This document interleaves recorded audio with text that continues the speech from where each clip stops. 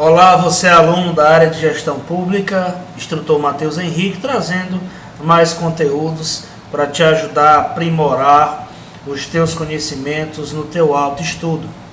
E hoje vamos falar de conceitos da administração pública, partindo da premissa do governo federal, né? Em âmbito federal, em sua composição, a administração pública brasileira ela compõe o executivo, legislativo e judiciário.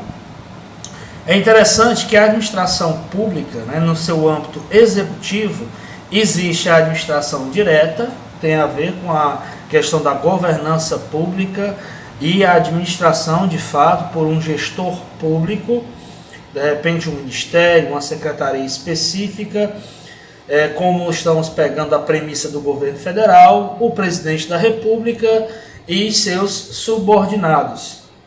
E a administração pública indireta, nós podemos entender, por exemplo, como empresas públicas, a exemplo disso a Petrobras, que é uma empresa pública, muito embora ela tenha capital internacional investido dentro dela, mas ela é uma propriedade do Estado brasileiro, é uma empresa pública, mas tem lá os seus funcionários de carreira, os seus diretores, presidente, enfim, e superintendentes.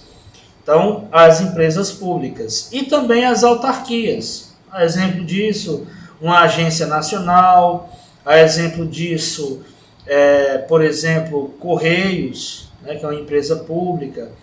Falando de autarquia, eu vou falar aqui no âmbito uma empresa como a Sabesp, que em São Paulo ela é uma autarquia que gerencia o serviço de água e esgoto.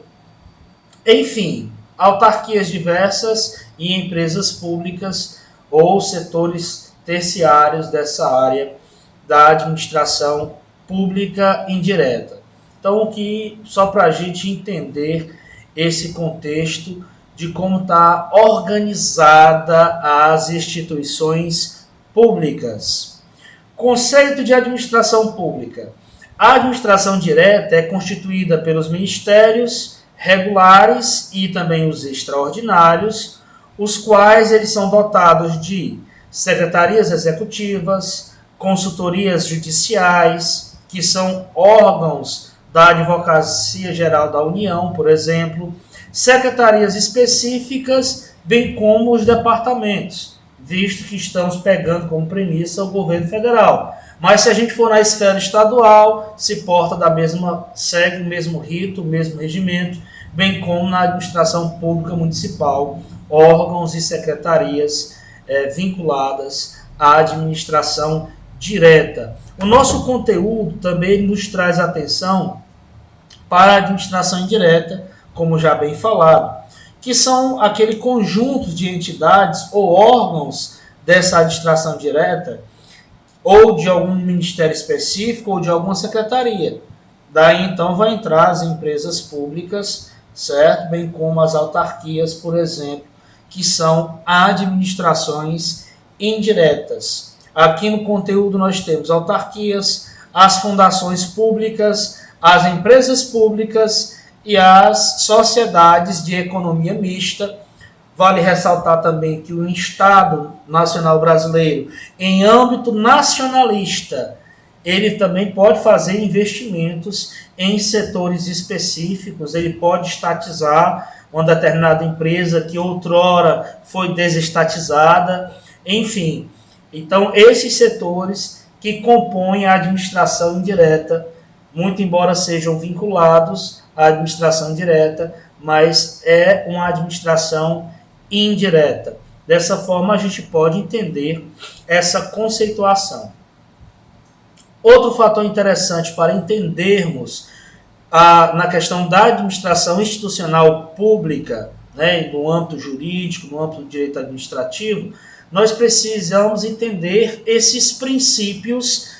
Entendendo esse princípio de administração pública, isso basicamente significa, e você vai poder corroborar no seu estudo, que todos aqueles servidores ou os atos desses servidores públicos, eles são realizados em conformidade com a lei, em conformidade com o princípio do direito administrativo.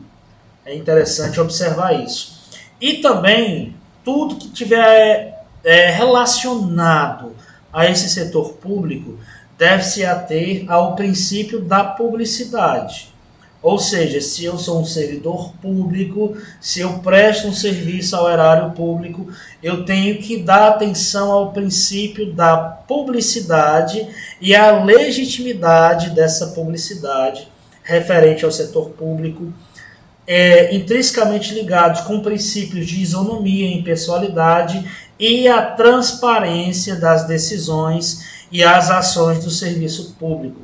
Ou seja, lembrando que no âmbito administrativo do setor público, da governança pública, dos serviços públicos ofertados, o bem comum de todos, o bem comum do povo, como já dito até em aulas anteriores de filosofia e ciência política, tem que se dar atenção especificamente nesse contexto da publicidade.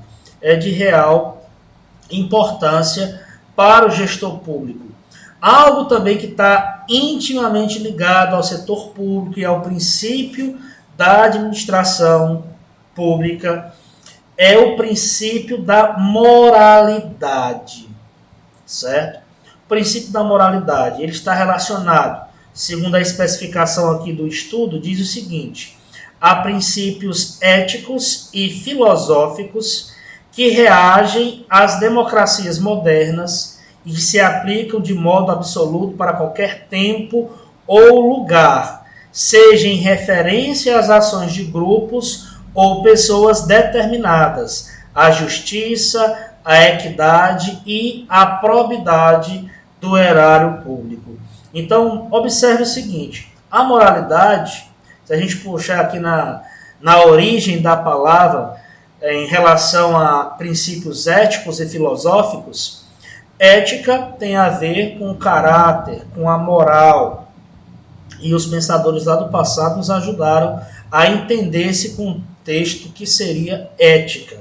Então, observe, a probidade e a impessoalidade, ela tem que estar ligada ao princípio da moralidade.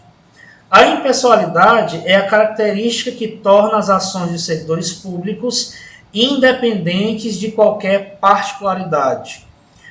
Nessa questão da impessoalidade, nós podemos falar, a mesma coisa no campo jurídico de falar do princípio da isonomia, ou seja, não fazer distinção de outrem. Ou seja, no serviço público em si, tudo aquilo que é como é que eu posso dizer, ofertado ao erário público, ele não tem a ver com qualquer particularidade, ele é algo que é feito para a coletividade, para o bem comum de todos.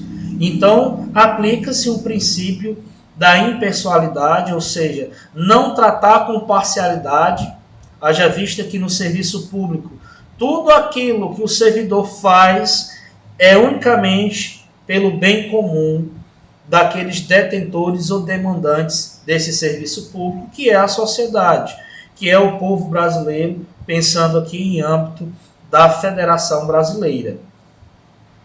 Pensando em um paradigma orçamentário e pensando também no bem da coletividade, outro ponto específico, significa dizer que todos os atos da administração pública, eles devem ser desempenhados visando o custo-benefício e a boa gestão dos recursos públicos.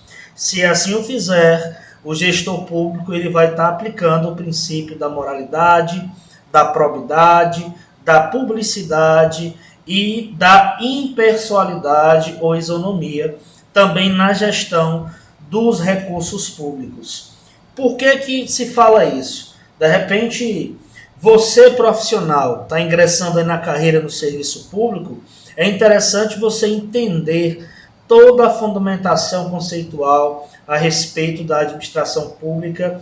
Eu espero ter contribuído com essas informações, incentivo a realizar o trabalho interdisciplinar, o seu desafio tecnológico, e tenha bons estudos até o nosso próximo encontro.